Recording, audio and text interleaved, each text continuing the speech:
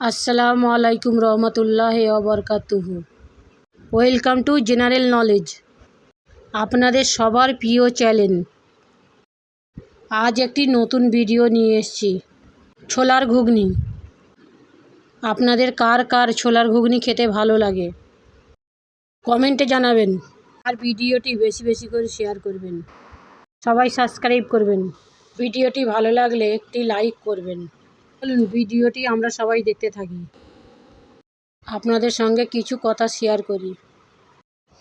ছোলা নিয়ে কিছু কথা আলোচনা করব।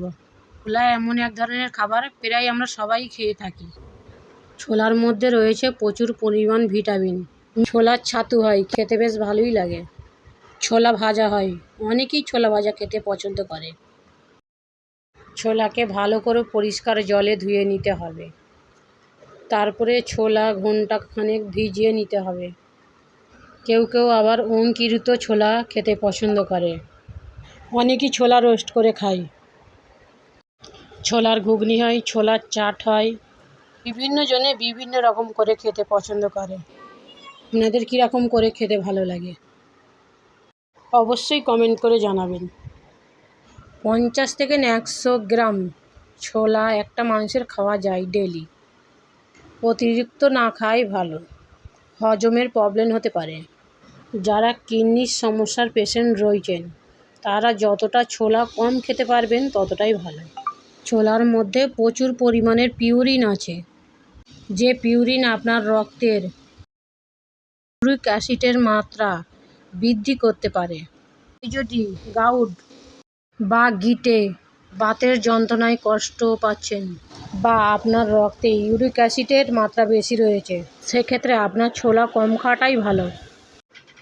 এবং যে সমস্ত মানুষের ছোলার অ্যালার্জি রয়েছে, অনেক মানুষ আছে ছোলা খেলে শরীরে চুলকানি, অ্যালার্জি, র্যাশেস, শ্বাসকষ্ট, ডায়রিয়া, ছোলা খাওয়ার সাথে সাথে এই সব সমস্যাগুলো হচ্ছে, তাহলে তাদের না খাওয়াই ভালো। প্রতিশোধ চাইলে আমিও তো নিতে পারি, কিন্তু আমি শুধু চাই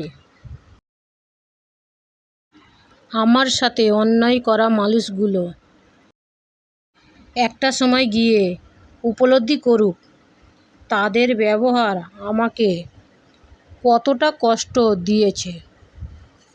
তাদের করা কাজগুলো আমার হৃদয়কে কতটা ক্ষত বিক্ষত করেছে।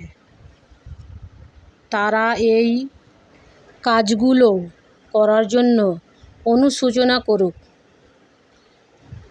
জীবনে কোনো এক পর্যায়ে এসে তারা আমাকে বলুক, তোমার সাথে সেদিন ওই কাজটা করা আমার ঠিক হয়নি।